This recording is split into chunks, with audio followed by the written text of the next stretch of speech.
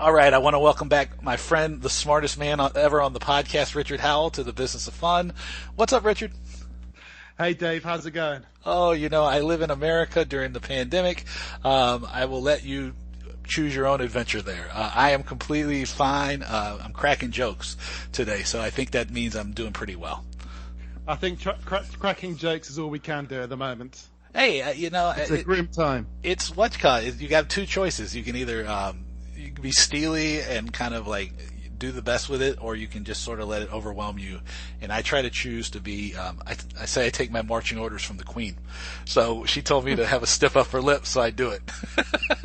I mean, I think that's the overriding thing of the whole pandemic is it has been an emotional roller coaster, and sometimes, some days you do feel on top of it and you're up for it, and other days you do feel as if, what's the point of it all? And, I think, the mental health aspect of this whole pandemic, I think, is really interesting. And, certainly talking to my staff, there've been real ups and downs, that they've all felt. It's the isolation, it's the not knowing, it's the uncertainty that is as bad as anything. Yeah. I think. And, you kind of think, what are we working for? What are we trying to achieve? This podcast is called The Business of Fun, and certainly over the last 5 years, this business has not been fun. No, and this is definitely not a fun time, and it's been really tough for people. And I say that the mental health challenge that people are dealing with has probably not been given nearly enough attention, because I think there's the public health aspect, there's the financial crisis, but I think the mental health is just something that people don't always pay enough attention to, and it's like ups and downs. The uncertainty is a killer. I've referenced it a lot, which is the Stockdale paradox, which I was telling you about just before we got on, where this is going to suck, that you're going to get through it, it'll end, but you don't know when, and you just have to keep putting one foot in front of the other and just keep pushing forward. That's sort of been the best I've been able to do, is just put one foot in front of the other and just keep going. And I think as we do come out of it, and hopefully that sooner or later, that one of the biggest challenges is going to be getting ourselves out of this kind of lockdown funk that we find ourselves in. I was talking to someone who was kind of a bit apprehensive, is probably the best word, about as lockdown eased a bit here, going out and meeting friends, because they'd become kind of so used to being at home in their own company, and the prospect of going out into the big bad wide world again was a frightening one for them. And I could really relate to that. And our lockdown has eased a bit here, and I've kind of forced myself to get out and do things, and to go to the pub, and and to do things like that, because otherwise you just get stuck in your home doing what you do, and that isolation. So you need to break out of that isolation. Oh, absolutely. Now, what is it like to? I marked down we were going to talk about the pubs later, but you brought it up early, so we'll talk about the pubs now. What is it like to go to a pub in a pandemic? Because I have actually had the chance to go out for 2 beers in 5 months now, and one of them was outdoors at this brewery that's like extremely social distanced, and the other one was at a brewery that's in a big barn, and so then again completely social distance. But what's it like to go to a pub in London, which is definitely not social distance? I suppose the first thing is they're not busy, so social distancing is easy. The second thing is that some are doing it better than others. So last night I went to 2 different pubs. We went out and I rubbed my nose in it. Rub my nose in it. I said rub my nose in it. So last night I went out and I was meeting up with some friends, and before we went, my friend said, you need to download this app. You won't be able to get a drink without it. And we'd booked a table outside in the garden, and we went outside and downloaded the app, and the hassle of trying to order a drink and get the damn credit card to work on the app. But once we got all that sorted, over here we've got the government have got this scheme running through August, which is called Eat Out to Help Out. Yeah, I saw that. Which is running Monday to Wednesdays in all sorts of establishments, where basically the government will pay half price on your food up to the value of £10. And so we had a code that we had to put into the app for this. And then, but being in a pub is really weird, and it's that thing that you can't do the usual shake hands or hug or kiss people as you arrive. It's elbows out. Right. I know that kind of thing. But, once you're out, you're drinking, it's fine. And that was really well organized, that pub, and there was a one-way system, one way you can go into the building and out of it, and the toilets were all sorted out. And then we went on for the thing that we were meeting up for, which was we were doing a tour of a local cemetery. So the West Norwood Cemetery is a big cemetery in South London. And this was an event being run by the South London Theatre, which is actually an amateur theatre group. And it was a walking tour of the cemetery, but kind of at certain points on the tour, there'd be actors coming out, kind of telling the stories of the people who were buried there. And it's really, really interesting, or performing bits of plays to do with graveyards and cemeteries, or doing poems or singing. It was a really, really magical evening. It's glorious weather here. It was a beautiful way to walk through the dusk. And then afterwards, we went to a different pub, and the whole kind of social distancing thing there wasn't quite as good. But it was air conditioned, and it was cool, and it was lovely. And having a cold pint of beer was like nectar. It was beautiful. Well, you know me, right? It's always like nectar. There's, that's like one of the things that I miss most about this whole thing is like not being able to go to the pub and, see all my friends and have a pint of beer or a drink and just like kind of laugh in person. I do the best I can, but right now I'm drinking coffee. It's just not the same. It's completely not the same. So some places are doing it really well and looking after their customers and making you feel safe. And others are really kind of only paying lip service. But I guess kind of customers will vote with their feet, and they'll go where they feel safe. Yeah. But going back to that subject of getting people out, it is all quiet. The pubs and the restaurants aren't busy, and there's been a big move to try and get them open and get the economy working, which is why the government introduced this Eat Out to Help Out scheme. But and that's doing well. So Monday to Wednesdays when that's running is doing well. But I think, on other days it is difficult and it is struggle to get people out, and people are wary of that. And, that's something that we really need to consider in the live entertainment business. It's one thing creating safe environments for people. It's one thing putting all the measures in place, the temperature checking, the track and trace stuff, the social distancing.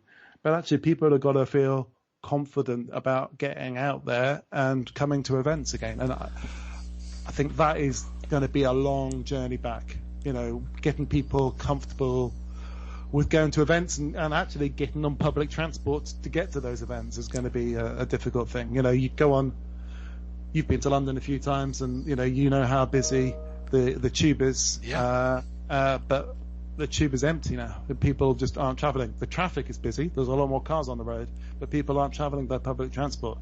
So, it's all very well, running pilot events and getting things set up and preparing for safe openings, but actually getting people to leave their couch, leave their Netflix behind and take the risk to come out is going to be a long haul, I think.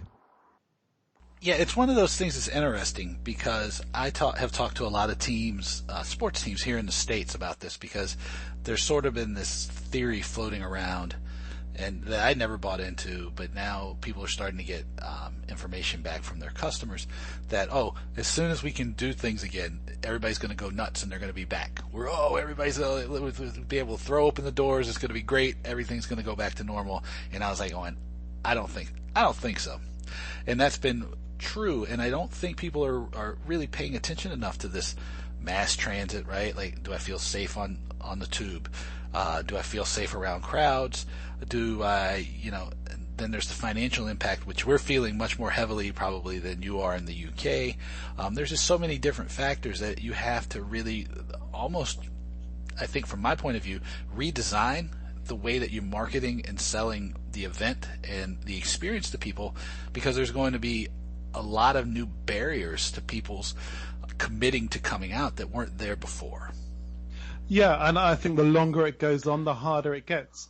I don't know if you saw, there's a marketing company over here called Indigo who did big audience research over here in the UK called After the Interval. And they ran it twice, and went out to 150, 200,000 people, I think. And one of the questions they asked is, when do you think you'll be comfortable coming back to live events? And it was, I think on the first survey, people were kind of saying 3 to 4 months away. Mm-hmm. On the second time they did it, it was 4 to 5 months away. So, I think there are lots of institutions and organizations that think, well, as soon as we're allowed to operate, people will come flooding back. And it's not what the audiences are saying at the moment. Obviously, there are going to be exceptions. There are going to be, and actually, probably sports clubs may be the first to come back. But I certainly think for arts and entertainment, it's a long haul back. Yeah. It's a really long haul back. Well, I think you too though, that I question how quickly the people will come back for sports, even, especially maybe not in the States, because we have a tendency to be heavily buying into the risk, and also not willing to learn from other nations. It seems to be our what we're known for right now. But with that, a couple of those Champions League matches in Italy being sort of ground zero for a lot of the outbreak in Italy early in the pandemic, I'm not even sure if the sports are going to come back as fast as people want them to, or even need them to in a lot of cases. Because, me, I'm a Spurs fan, and they need that stadium filled because we got to get some players for Jose. Yeah, exactly. Yeah. Definitely, Spurs definitely need it. Yeah, but let me ask you too, though, because we talked about the mental health, we talked about the pub thing, but what I've been really curious to learn from people who are leading diverse groups of people who have had really dealing with complex situations and things that really there's no strong guidance for, and there's no historical not relevant historical context to put around. You have a pretty substantial team, and you've had to lead them through a really challenging period. If this is about as generic of a question as I ever ask, because I usually never ask anybody the same question twice, but I have been really curious about asking people about, what their leadership philosophy has been during the pandemic, starting out at the start of the pandemic when things were just really, really uncertain and scary for folks, and how that's evolved. To give you context for the answer too is I talked to Mark Fowley from Audience View a couple days ago, and we were talking about how as the pandemic has progressed, they've been fortunate enough to be able to have the financial resources to turn their attention to some long-term projects, and using those long-term projects and the feeling of forward motion built around stuff they can control as a way to keep people's mindset, focused on positive things as opposed to negative things. So I know that's a lot, but you're the smartest man to ever be on the podcast, so I'm going to trust that you can answer the question. Well, listen, we've talked before about this is a people business, and for me there are 3 sets of people who are important. There's our ticket buying customers, there are our clients, and then there are our staff. And I suppose the philosophy for me has been making sure that we're looking after people. Back when the pandemic started, and actually our chief executive of the whole group, I give him a lot of credit. He spotted this as going to be an issue early. Right back in January, he was saying we need to start preparing for this. And I remember as the executive of the NEC group, we started meeting on a daily basis in mid-February. So we were kind of well ahead of it. And like all businesses, you have disaster recovery plans. And for us, it actually kind of the start of the pandemic and the lockdown went quite smoothly because we just enacted our disaster recovery plan. And we were well prepared for home working. And we first of all, we kind of split our teams into 2 because we kind of thought we'd have some people working from home, some people working in the office, and we didn't want to have the cross-contamination if there was an outbreak. But then it became clear that everyone was going to have to work from home. It was a fairly easy transition for us because we were using the tools already in our business and the way that we operated our business. And luckily, a lot of our stuff is cloud-based. All of our contact center is cloud-based. And, one of the things that I've been most proud of throughout this whole pandemic is that we've managed to keep our phones open. Even though I've got the contact center working from home, they've still been answering the phones. And I think in the UK, we're the only ticketing company that's been able to do that. And that has, I talked about one of the other groups of people to look after as our customers. And that has been so crucial in looking after our customers, is being able to talk to people.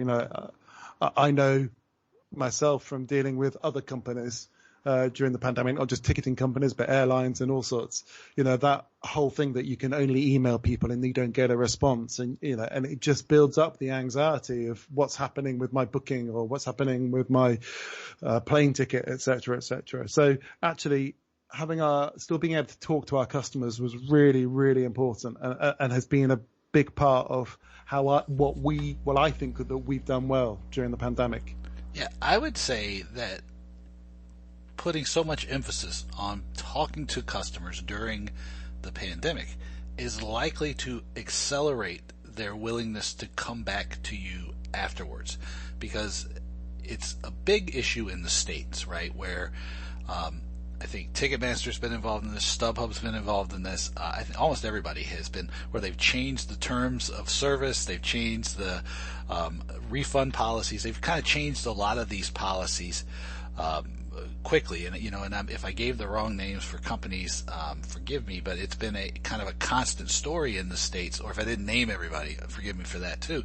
But I think that when we're having this conversation about what it's going to take, like, hey, how do you lead through this thing, right? Which is very important, and you got to I think you say it pretty well, or recognize it somewhere between the lines, is that you're not going to please everybody, no matter what you do. But then the thing is like not talking to people and not being open in your communication. It's an option, but it's not a very good one, because you're breaking trust that has probably taken you years, maybe decades to build up. And once that trust is gone, it's uncertain whether or not you really ever get it back. Absolutely. That trust is really, really important. We've always had a policy of refunding booking fees, and most of the time it doesn't really matter. You can do it; doesn't really cost you anything. And of course, it's really cost us during the pandemic, to a significant amount. But I'm proud that we've still done it, because it is about that trust. It is about that customer satisfaction, and as you said, it takes years to build up, and it's. In the UK in particular, the ticketing market is very competitive, and I certainly know that the way that we have handled our customers, both being able to talk to them and being prompt and quick and giving full refunds, including booking fees, has stood us in really good stead. I beg your pardon. Has stood us in really good stead. I don't want to do any of my competitors down. Everyone has their own challenges and their own business needs. But, if I look on social media, what our customers are saying and what other people's customers are saying, I think it's something that we have done right, but it hasn't been without cost. And, that is a real balance that we have had to make within the business, and a decision we had to make within the business, about, sticking to our guns and sticking to doing what we believe was right. And I think there's a strong moral core to the whole of the NEC group about, we want to do what's right, and that's the most important thing. And we want to do what's right by our customers. And the reason why that's important, I talked about earlier about people having the confidence to get out of their house and go to live events. Well, actually, we need to have people to have confidence in buying tickets. That's the first thing. We want to make sure that in this uncertain world, when people don't know what's going to happen, we need them to be confident that actually they can trust us with their money, that if something does go wrong, they will be able to get it back, and they won't have a fight, and they will be able to talk to us about it and be able to get their money back if needs be. And for us, it's just about the whole customer service ethos that runs throughout the whole company, not just the ticket factory part of the company, but the whole company, is that, we want to do right by our customers, because ultimately, when we are able to put events back on again, we need those customers to come back to us. Yeah, I maybe I've shared this on the podcast since I've kind of been back normally producing them or not, but I had maybe a week or two, no more than 14 days into the pandemic, had a conversation with a client, and they were like, hey, look, how do you think what are your thoughts on how we should approach dealing with our customers now? And it was like less of a question because they had already come up with their strategy, and they were just, I think, wanted to see where my head was.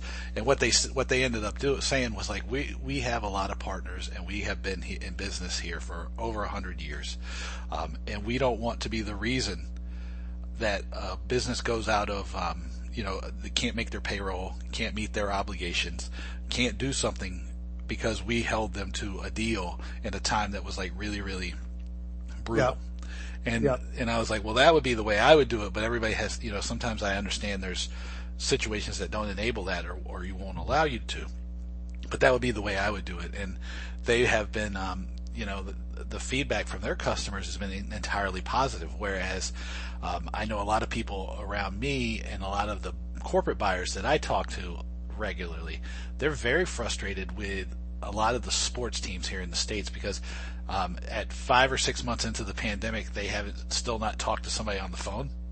Mm-hmm. They've had their really not been given much any option or any reasonable options as far as refunds go, or they've just had their money rolled over automatically.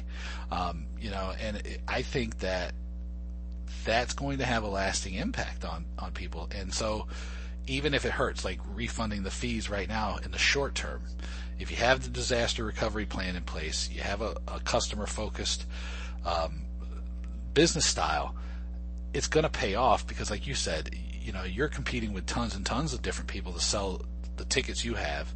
It's very competitive, and even if you're not in a competitive ticketing environment, there's so many options that were already available to people to hang out, enjoy themselves at, that if you don't recognize that you're in a competitive environment, removing the ticket, I think you're going to have become screwed up, in your priorities and your ability to get people to come back. Yeah, and you mentioned something there that was really, really important, which is the other people thing that I mentioned, which is clients, and we have to recognize that as well as looking after our own people and our customers, our ticket buying customers, looking after our clients is really important. We need them for when business comes back. And you're right, you do have deals with people, and if you were to stick to the letter of those agreements, well, yeah, you'd be in the right and you'd be legally entitled to do that, and that would sort you out financially and look after you. But actually, what does it do to your clients, and what does it say to your clients, and what does it say to your future relationship with your clients? And so, talking to our clients has been really, really important, and sometimes it's been challenging.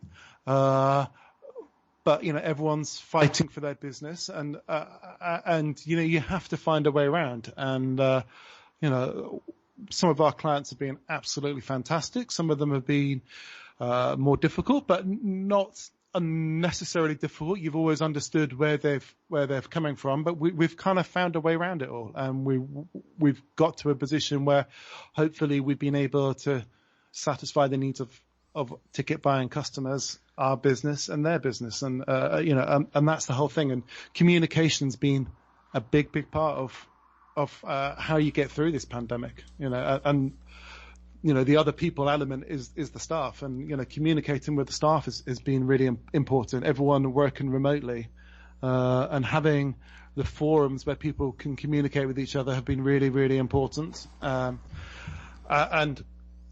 Over here, I know lots of places we've had the furlough scheme where the government has given us a grant to allow us to kind of lay people off, but they've still been receiving a wage, and making sure that those people are still kept informed and in contact with what's going on in the business has been really important as well. Yeah. So let me ask you this then, because I know in my very, very jumbled way of asking the initial question, I added this in here, and now we're what? So if we say March and you were about a week behind us in shutting things down, we're still approximately 5 months into this thing. How do you keep people's spirits, up? How do you keep them focused on positive things right now? Especially knowing like some people have been furloughed, people are, not as connected to their teams. Are there lessons like as how like you manage the communication process to make it seem so that people do have a little more sense of camaraderie or teamwork involved? How do you do it? Well, I mean, I'm really lucky. My team are fantastic. They're a very motivated, dedicated group of people who believe passionately in the company and what we do, and in all those things that we talked about, looking after our clients and looking after our customers. And we've been really busy. And actually, there's a great work ethic and actually getting through all that work. You know, a lot of people outside of ticketing say, well, you can't be very busy not selling tickets. Well, actually, we've had hundreds of thousands of tickets to either refund You'd or be surprised. Stuff like, it's been really, really busy. So actually, just the motivation of doing the work has been good. And actually, as the team has got smaller, as we've furloughed more and more people and we've got a smaller team, it's actually about working together as a team and looking out for each other. And we've kind of become a small band of people who are kind of fighting to support each other. And then, as I said, it's about having the forums open. One of the things that we did really, really early on, although it's kind of fallen to the wayside now, but in those early days, we use Microsoft Teams a lot, and we do that. We just did things like set up a fun and social channel. So, you know, obviously there are lots of teams going on where there are lots of business chats, but we just wanted to kind of have a place where people could hang out and share a joke or share a quiz or just chat with each other. So doing things like that were important early on. I'd say those have kind of fallen by the wayside a lot. People got bored of that, I think. I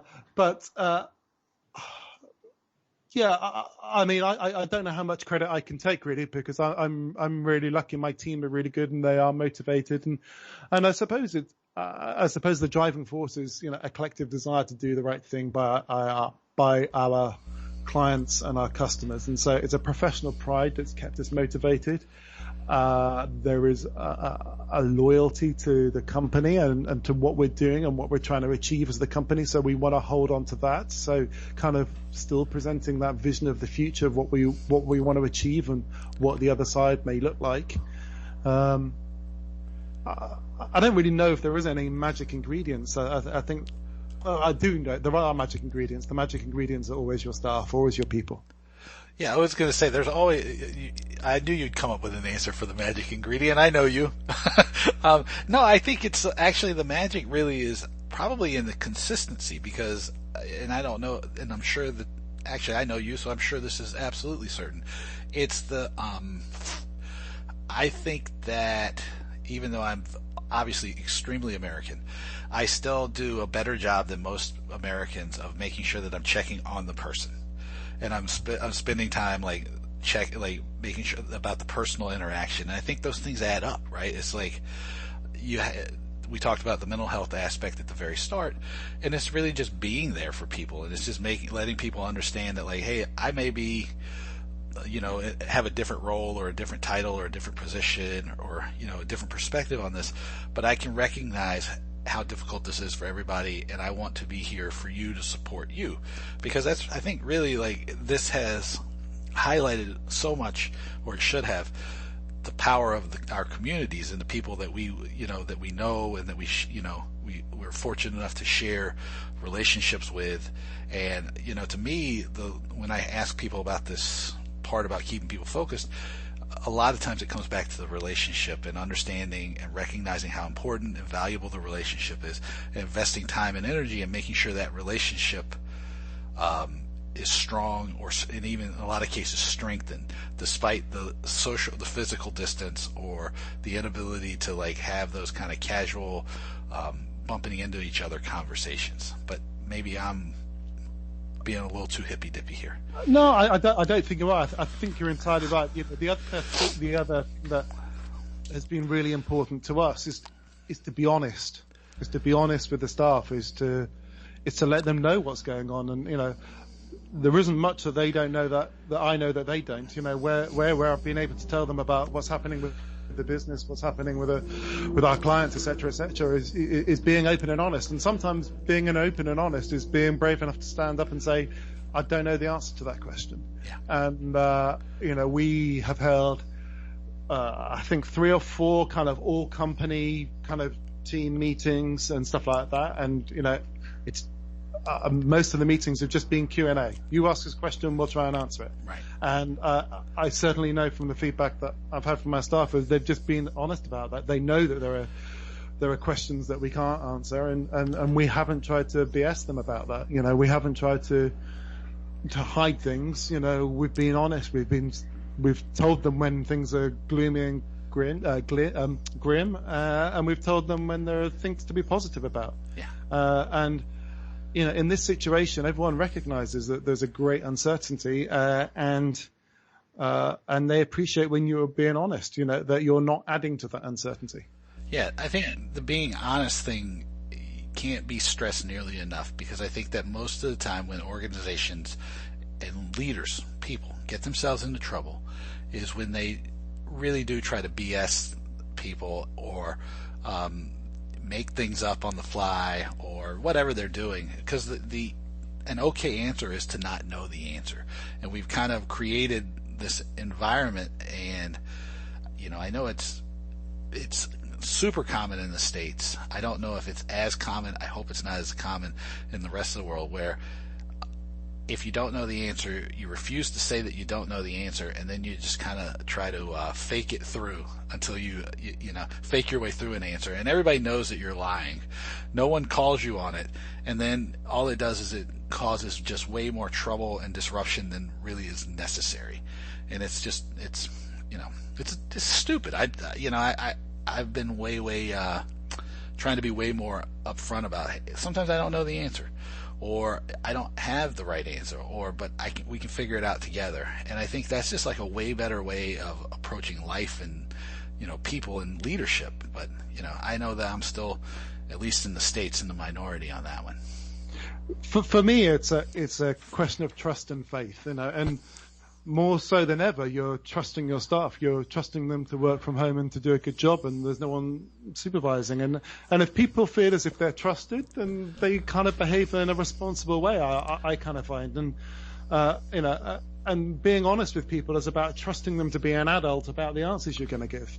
I'm a big believer, if you treat people like adults, they'll behave like adults. And thankfully my staff have, and they've appreciated us being honest about it, and they've repaid that in their trust. So trust, honesty, having faith in people, those are all just basic human, decent tenant, being a decent human being, having those qualities, and that applies into your own personal life as well as it does to your work life. And I don't really, I see what you talk about, and people who kind of stand up and try and lie and bluster their way through it. And so, would you do that at home? I don't know, perhaps people do, but people trust you and have faith in you if they believe in you, and they believe in you if you're being honest with them. And that's the whole thing. We're all in this together. We're all working on this together.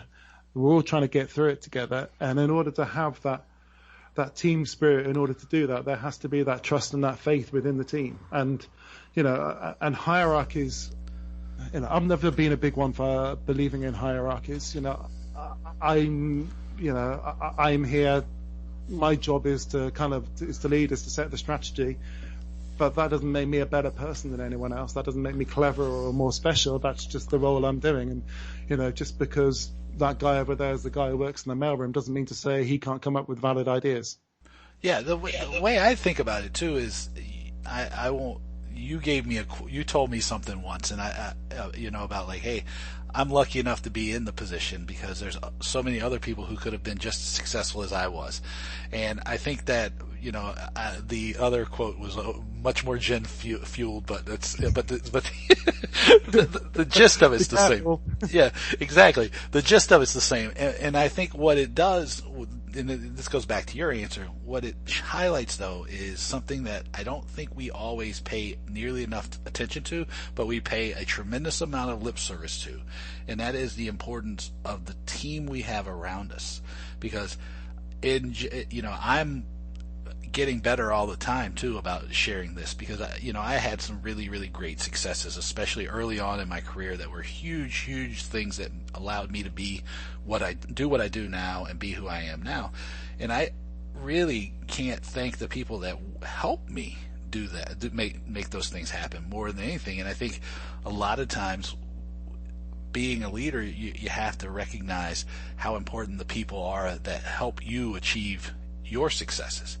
And, and that's like a huge part of what we're dealing with now, because, when you say if you treat people like adults, they're going to act like adults. I was like, I got an extra room here at the house, and if you'd like to come over and be president for a couple weeks, we could use you. But I think it's so true, because you have to give people the room now, because like we were talking about before we even started recording, there's so much going on with people.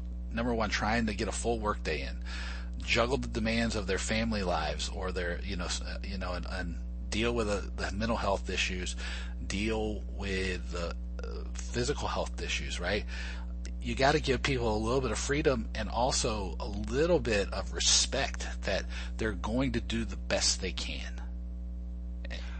Yeah, and just picking up one of the things you said there, I think for me a good leader is someone who does it without ego. And of course everyone has an ego. I have an ego, you have an ego, but it's about to be a leader, you kind of have to sometimes sacrifice that ego and lead with a bit of humility and take joy in other people's success. I always say that my role is just to create the environment in which people thrive, and that's what I try to do. And I will bask in the reflected glory of their work, really, and get recognised for it that way. I don't have to go out and say, "Look what I've done! Look what I've done."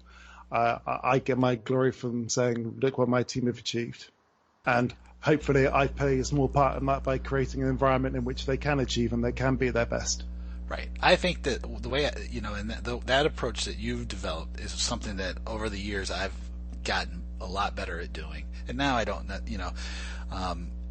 almost everything I do is dependent on other people doing what I'm helping them to do. So if I didn't get very good at it, I wouldn't be very successful now. Exactly. Exactly. But it's just, put your ego aside, because the thing is what I tell people is like they're worried about the glory, and I go, if you're able to get people to achieve the things to the best of their ability, to achieve more together than they would ever apart, there is always safety for you in that. There's always a position for people who can create environments where people can be successful, where they can grow, where they can maximize their impact. And, so in general, you should be like seeking those opportunities out, because number one, you do receive way more reward than you probably even imagine by doing such a thing. But then number two, and this will be like what I'm curious about from you, is how rewarding is it to see other people thrive? I think about this woman all the time who we worked on a political campaign together in 2012, and the person she was reporting directly to wasn't giving her the opportunities. I said, well, you can come help me on these things. And, I gave her the freedom. I was like, if you screw up, it'll be my fault. It will fix it. It'll be totally fine. It won't matter. And it gave her all the confidence in the world, and she's gone on to do really like awesome things, and I'm so proud of her. And I'm even more proud though, because she had this opportunity to grow and stretch herself that really set her on this path to do like some really, really cool things, and she still uses me as a job reference to this day, so it's really funny. Even though I haven't talked to her regularly. I think this is why you and I get on so well, Dave. Ever since we first met, we've kind of shared the same philosophy. I'm exactly the same as you. My job satisfaction, my career satisfaction is seeing other people do well, and hopefully sometimes playing a small part of it. I always think that the thing that I'm most proudest of in my career is someone called Pauline Fallowell, who, if you haven't had on the podcast, you should have on the podcast. She's now the head of ticketing and audience insights for the Bridge Theatre Company. And, I took a chance on her when she was just out of university, and she has just gone on to do fantastic things in this business. And she is the most wonderful person I know, and really smart and really clever.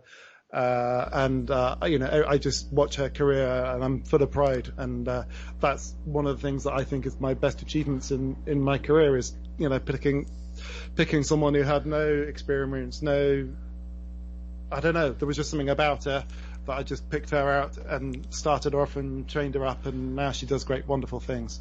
So I'm not the most wonderful person you know. That's going to be the lesson from the whole podcast. Sorry, Dave.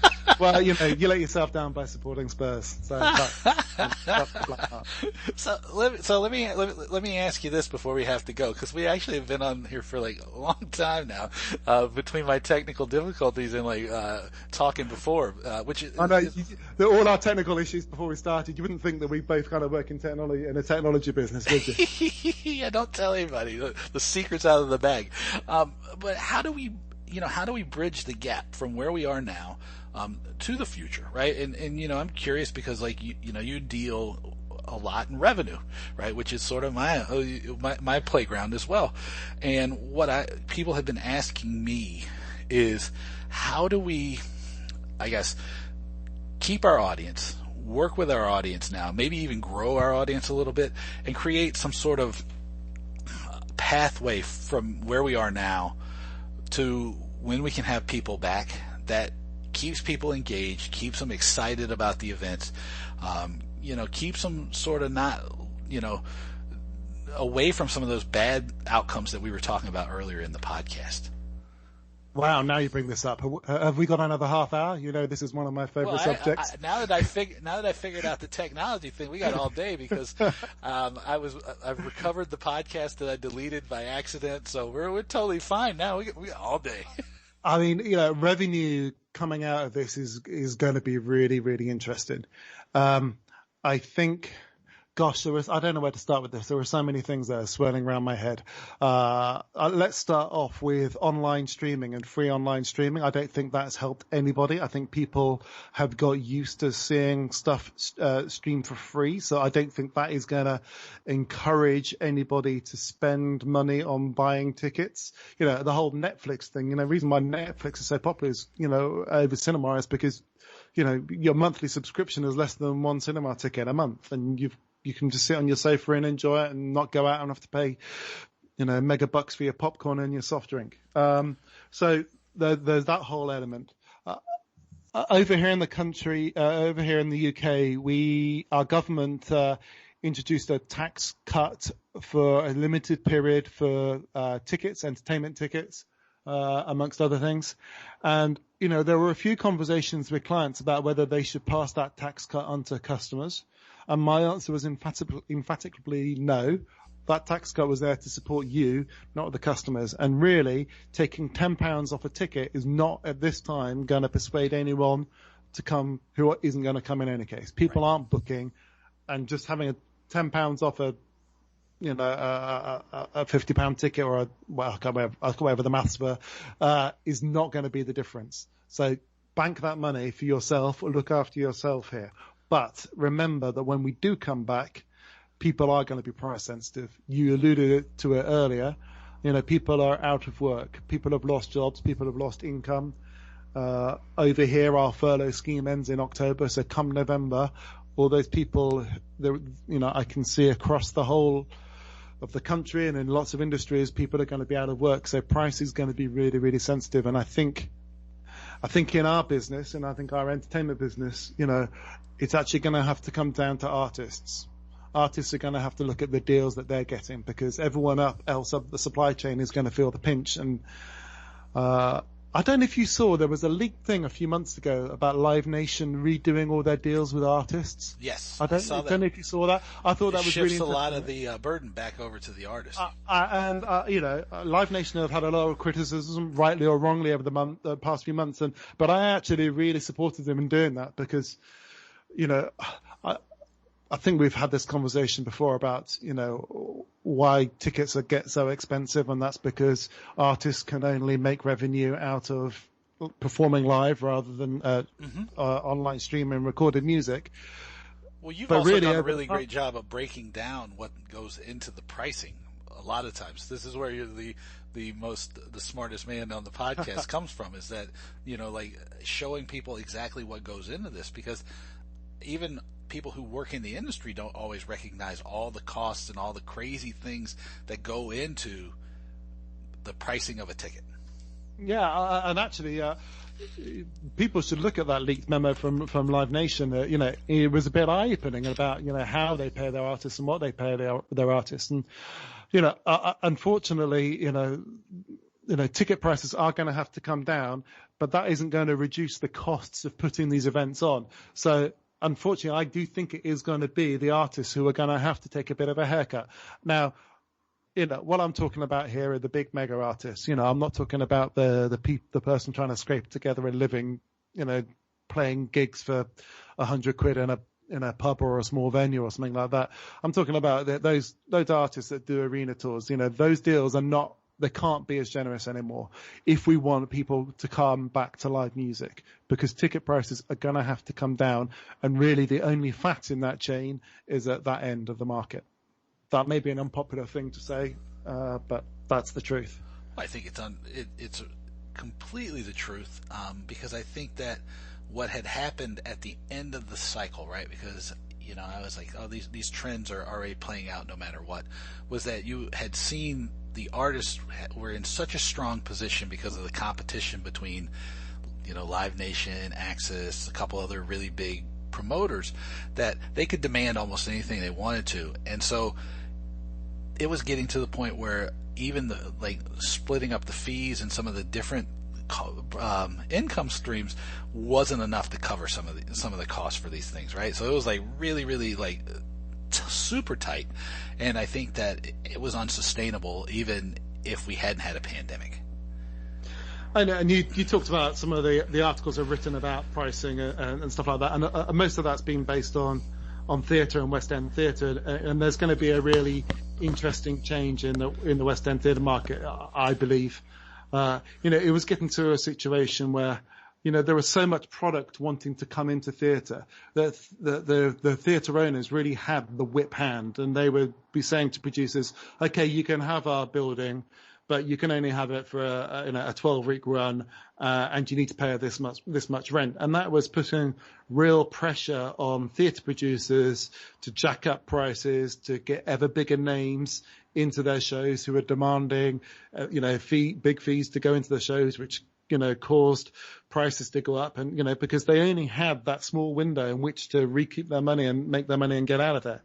Now, on the other side of the pandemic, I think the producers are going to find themselves in a much stronger position, because the venues there isn't going to be the product out there. There isn't going to be the product lining up to go into those theatres. And I think the venues are going to have to cut deals and give more generous terms to producers, which hopefully, and I really, really, if any producers are listening to this, you really got to pay heed to this. You've got to reflect that in the customer price, those ticket prices. If you're not being charged for that rental space, if you're not having to pay for those big artists to come in and do 12 weeks, you've really got to, I think we started off this conversation talking about it's about getting confidence, about people coming back to live events, and we can make places safe. We can give them trust in how they book tickets by making sure that they know that their money's safe and they'll be able to get their money back. But equally, we need them to have confidence that they're not going to get ripped off, that they will pay a fair price, particularly when they're feeling the pinch. So collectively, all round, everybody's got a part to play in getting this business back up on its feet again. Yeah, and I think there's two questions here. I think on the flip side of this, whenever this does ultimately run its course, I'll be curious too, because you were talking about the producers are going to be in a much stronger position. I think you're going to see a set of investors that are going to come in where it's not going to be as much of a vanity project as it's going to be a business proposition, and that's going to put the demand on pricing and legitimizing the processes around the business under a lot more strain, because a lot of times if it's a vanity project, you're there just because I want to be a theater producer. I want all the perks and all the fun and games that come along with producers being involved in a theater production. But if it's a business proposition, it changes everything about what you're doing. And, I think that's going to happen where people are going to come in, but they're going to look at it as like a investment thing, the first thing. And then the other thing about pricing and treating people fairly is the idea that, there were trends, long-term trends that were playing out. I know in America, extreme erosion of consumer purchasing power has been taking place. That's only accelerated over the last 10 years. But if I'm not misreading the data, consumers were having less money to spend in London and around England and the UK and in other markets as well. It's just more dramatic in the States. That's not going to go away no matter what kind of legislation comes out of recovering from this pandemic immediately anyway. So you have to recognize that, again, the financial risks are real. The value proposition needs to be really, really solidified and needs to be there. You got to make sure you're talking to the right audience, and you got to make sure that you're talking to them in the right way, because if not, if any one of those chains is broken, then you're going to be back starting over from scratch all over again. At least I think. And that's going to be a real challenge for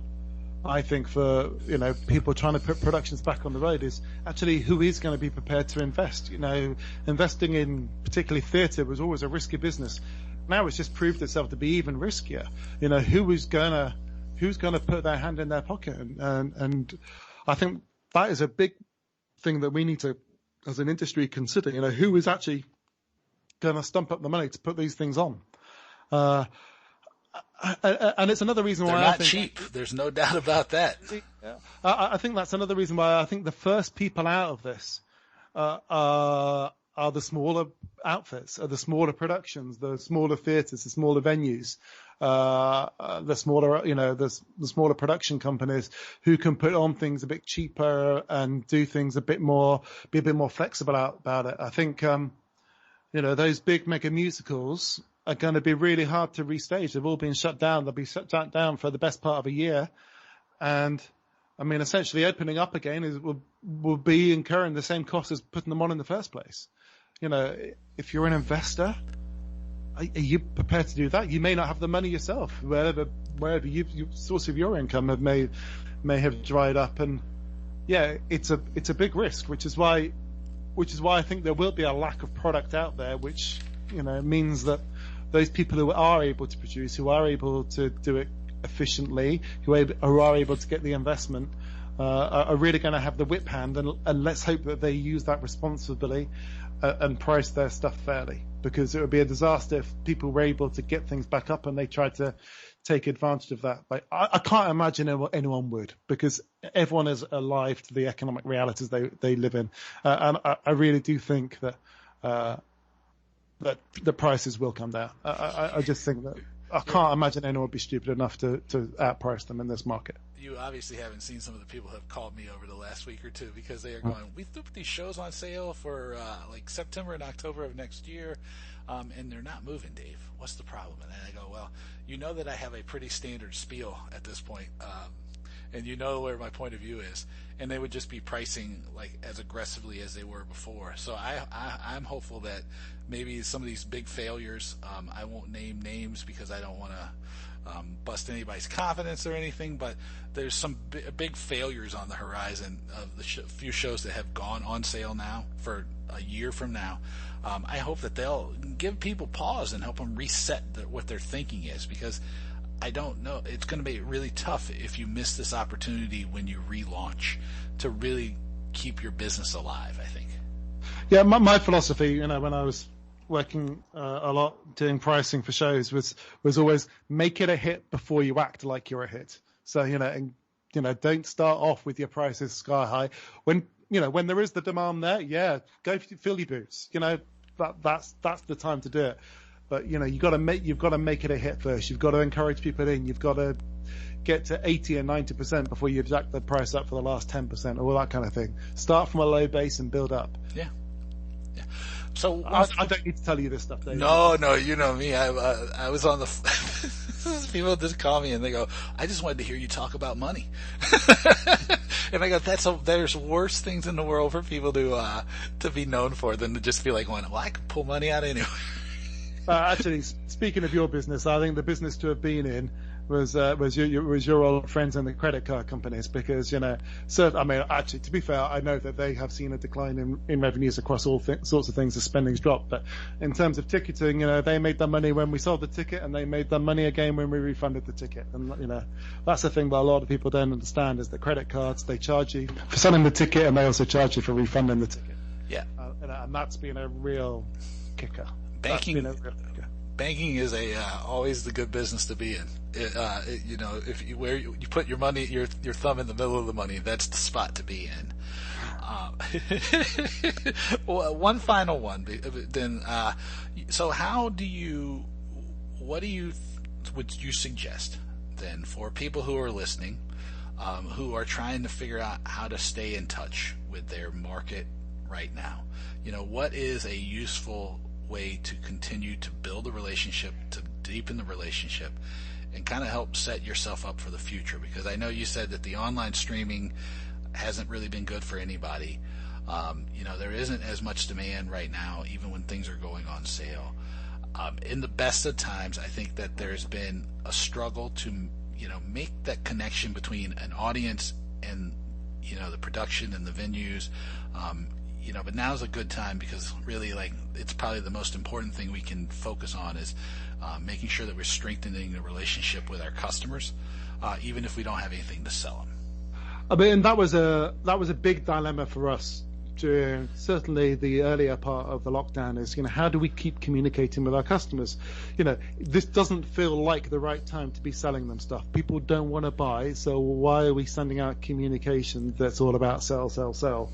So we just thought about it a bit differently, and we just started having a conversation with our audience, with our customers. Our email communications were like, "Hey, this all sucks, but actually, here are a few ideas to make it suck less."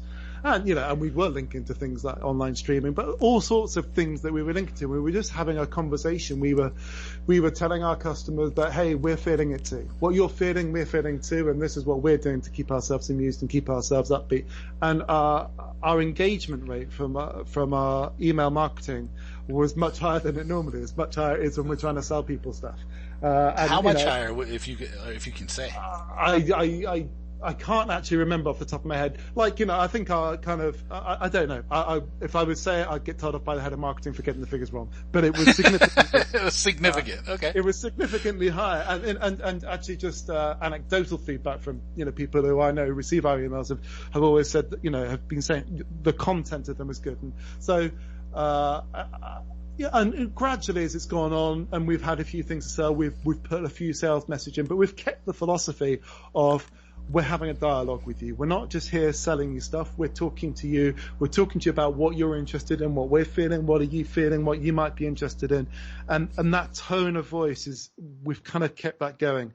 And so it's about having a conversation with your customers. It's not looking at them and thinking there's a pile of dollar bills who I'm just going to sell to. Goes back to what we were talking about earlier. It's about people and treating your customers as people. What do they want to hear from you? Do they want to hear about your stuff got on sale? Well, they might want to hear a bit about them, so tell them a bit about them. But just tell them about what else is going on, what else they can do, what else is going on in their life. Talk to them, have that feedback. We ran a talent competition, an online talent competition. If you haven't checked it out, he didn't win the talent competition. We put it open to the public vote, but this was a guy who was our favourite. I might send you the link. There was a guy who did a song called I Want a Llama. I think his name was Nigel Long. I'm putting a big plug out to him. It was brilliant, and it certainly kept us all going during lockdown. This guy's song, I Want a Llama. I'm going to send you the link, Dave. You'll love it. That'll be awesome. But it was doing that kind of thing. It was like, obviously we are a ticketing company. We're there to sell tickets. But we just went through a period of, do you know what? We're just going to talk to our customers. We're not going to bother about selling you. We're just going to keep the dialogue open. And someone said to me last week that they had just moved to a new city and they'd started a new job. And 2 weeks into that, they went into lockdown. So they were on their own in their new flat, on their own in this new city. And they just kind of said, getting our emails was just what they needed. It was just the pickup they needed. So that's a very long answer to say, just engage with your customers, keep talking to them, and don't just treat them as a source of money.